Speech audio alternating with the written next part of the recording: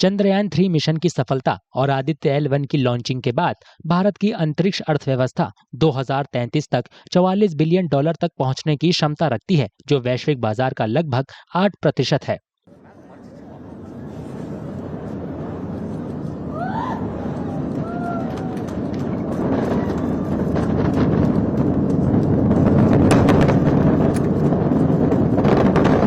Indian national space promotion और authorisation centre या in space के अनुसार वर्तमान में वैश्विक अंतरिक्ष अर्थव्यवस्था में भारत की हिस्सेदारी 2% है। इन स्पेस अंतरिक्ष विभाग के तहत एक स्वतंत्र एजेंसी है जो अंतरिक्ष गतिविधियों में निजी क्षेत्र की भागीदारी को बढ़ावा देकर भारत की अंतरिक्ष अर्थव्यवस्था को विस्तार देने का काम करती है।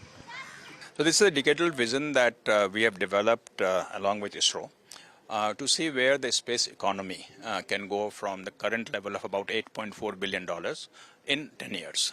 And we are targeting overall economy size of $44 billion, which will be moving from about 2% of global economy today to about 8% of global economy by 2033. In space ने मंगलवार को बेंगलुरु में भारतीय अंतरिक्ष अर्थव्यवस्था में विस्तार के लिए 1 दशक के लक्ष्य और रणनीति की जानकारी दी। इसे इसरो और दूसरे हितधारकों के सहयोग से तैयार किया गया है। ये विजन निजी क्षेत्र की भागीदारी के लिए इसरो के दरवाजे खोलने की प्रक्रिया के बारे में बताता है।